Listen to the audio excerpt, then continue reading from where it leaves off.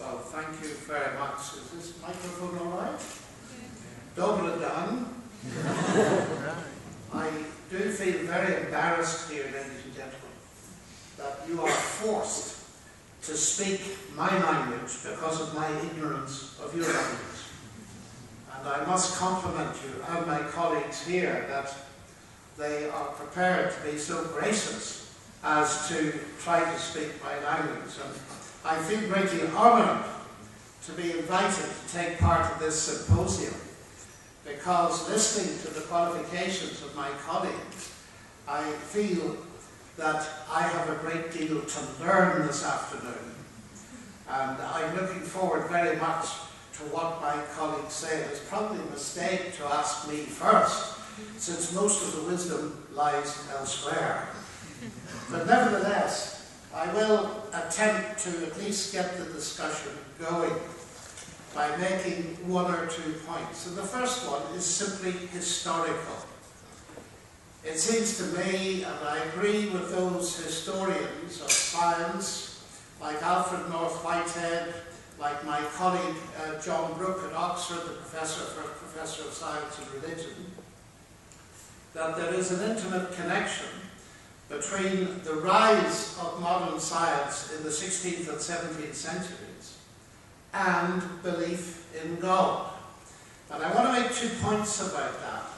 Alfred North Whitehead was brilliantly summarized by C.S. Lewis when he said this: men became scientific because they expected law in nature, and they expected law in nature because they believed in a lawgiver. And it is the fact, as we look back, that Galileo, Kepler, Newton, Clark Maxwell, Babbage, and so on were all believers in God. So the first point, I think, is important, that their belief in God did not hinder their scientific activity. I would want to argue it was the motor that drove it, because the hypothesis of God gave them a ground for believing that science could be done. Now, when I debated this with Richardom Dawkinsom, he said, but everybody was a believer in God at that time, so what's the big deal? But I pointed out the work of Joseph Needham, who was a chemist on the one hand and a sinologist, an expert on China. But the interesting thing about Needham was, philosophically, he was a neo-Marxist. And for years he tried to explain the absence of what we would call modern abstract science in China.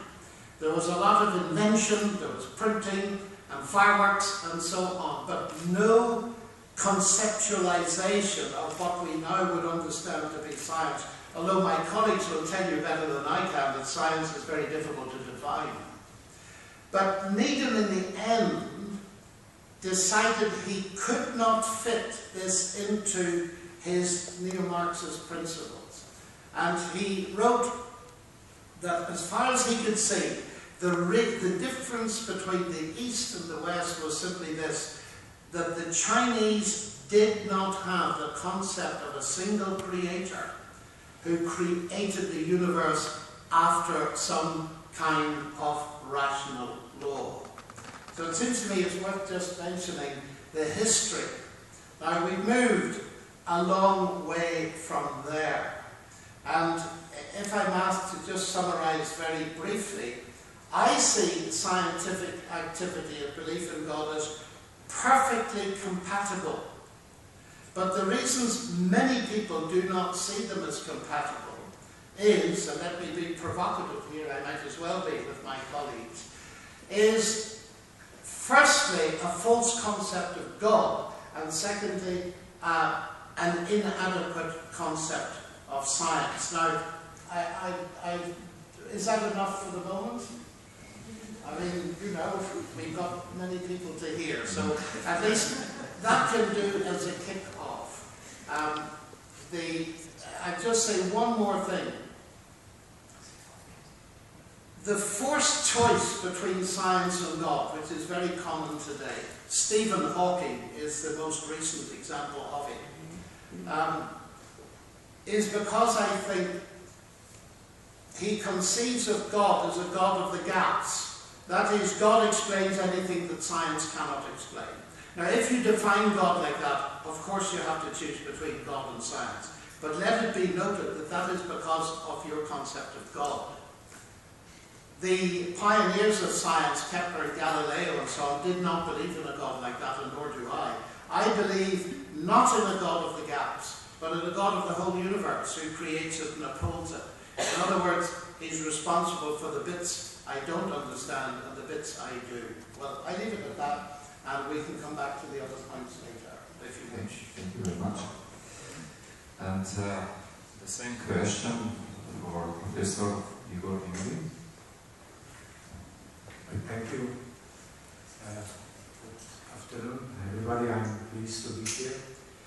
Well, my view is on one side similar, but at the same time slightly different than the view of Professor Lennox.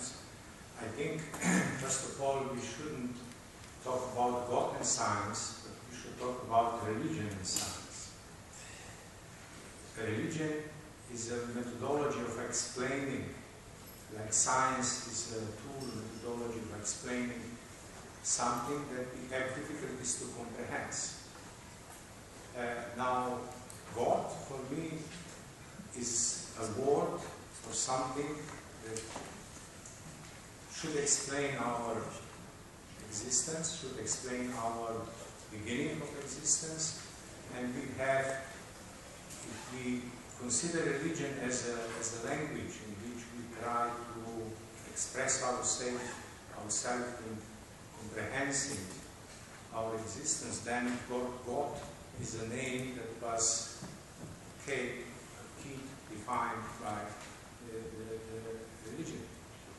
On the other hand, we have for the same thing, word, which is Big Bang, which is beginning of everything, and that word was put together by scientists. So where is the difference? I see no difference. Both are just names for something that we have difficulties to understand and we have difficulties to comprehend.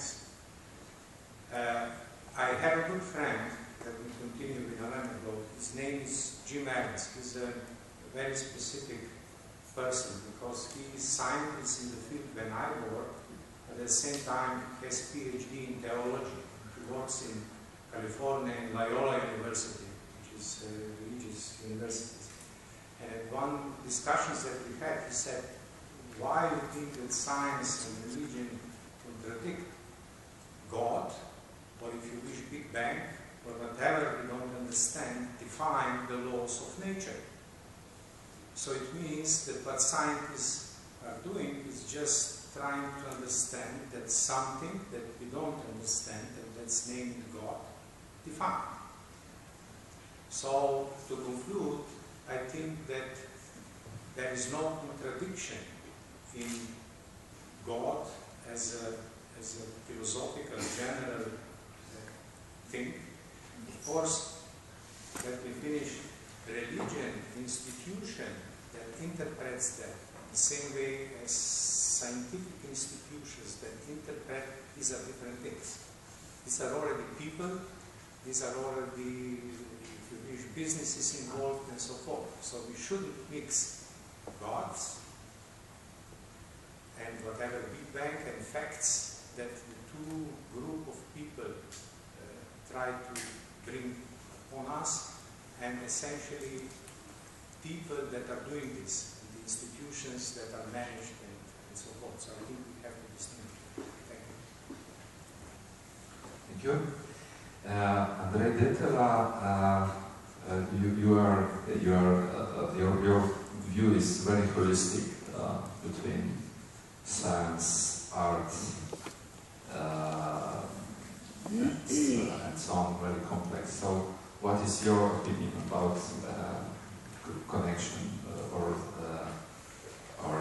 relation between science religion, let's say. So thank you to invite me to be here in this good company. Well, this is a very vast topic that we speak about this afternoon. So first I would say that science and religion, they are in the same time very close areas, and at the same time they have some differences. One difference is that science deals with forms in space and time. But when we speak about God, or I should rather say about religions, any religion, then we somehow go beyond space and time, because we enter into an area where everything emerges, everything is born there, and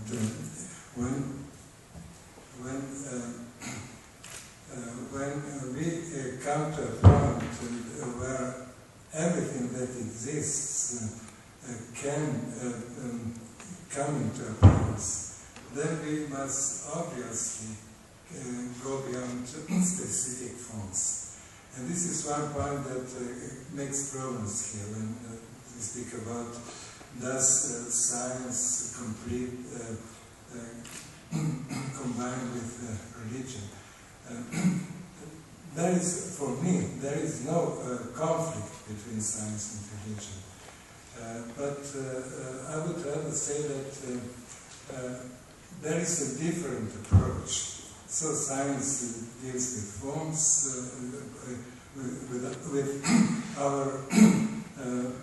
with events in space and time, and religions deal with something that go beyond that.